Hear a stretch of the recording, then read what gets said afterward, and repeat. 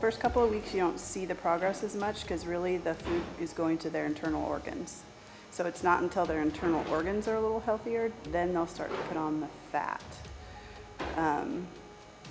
And all the fat pocket, like you can see, but on the side of his leg, the rib cage, the neck, and behind the shoulder. But the first couple of weeks it goes internally, repair. And then their hair is like the last. A lot of them will go bald. Oh, interesting. When they find, but that's the last thing. When they've got enough nutrition for everything else, they'll just shed out and get a whole new coat because that hair is so unhealthy usually. Change right in here too. Like his neck is probably naturally a lot thicker, but there's that divot that they all have, but there's fat missing there.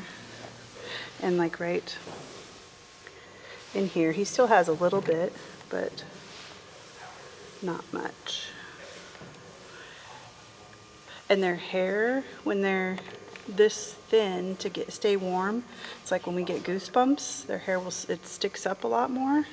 So it makes them look not as thin because their hair's fluffy, but that's just their body trying to stay warm. These are like, really divots.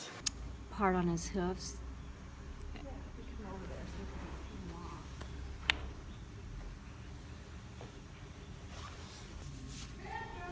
See how that hair's sticking up? And this part right here is super soft to the touch.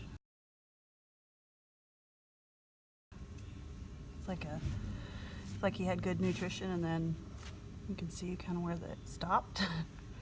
And so the hoof shows it big time.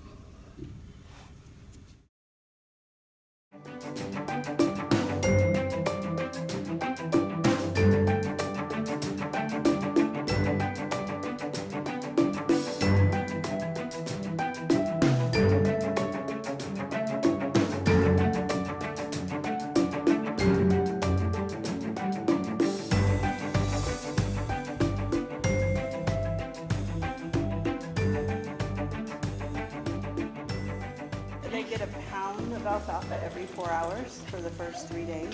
That's all they get. So he's only getting 6 pounds a day.